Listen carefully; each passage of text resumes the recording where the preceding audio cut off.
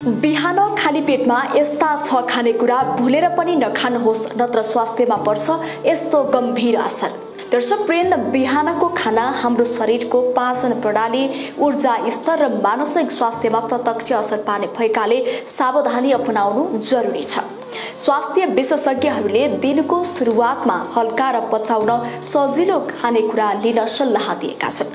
तर केही सामान्य खानाका वस्तुहरू खाली पेटमा सेवन गर्दा ग्यास, अपच, एसिड र अन्य पाचन सम्बन्धी समस्याहरू निम्त्याउन सक्छन्। खाली पेटमा खाने नहुने 6 खानेकुराहरू यस्ता छन्।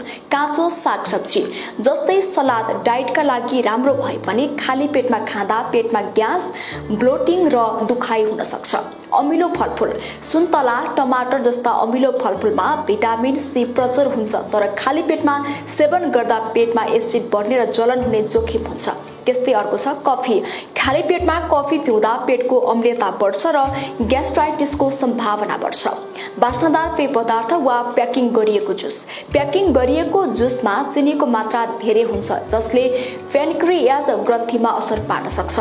केरामा पोटासियम र म्याग्नेसियम उच्च मात्रामा हुन्छ। खाली पेटमा खाँदा मिनरल्स असन्तुलन हुन सक्छ।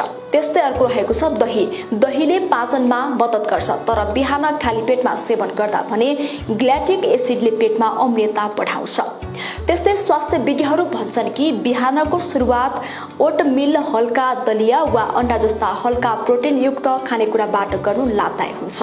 साथै बिहानको खाना सही समयमा खाने बानी बसाल्नु पनि महत्त्वपूर्ण छ। धेरैले बिहान नखाई काममा लाग्ने वा गलत खाना खाएर दिनको सुरुवात गर्ने गरेको पाइन्छ, जसले दीर्घकालीन रूपमा स्वास्थ्यमा असर पुर्याउँछ।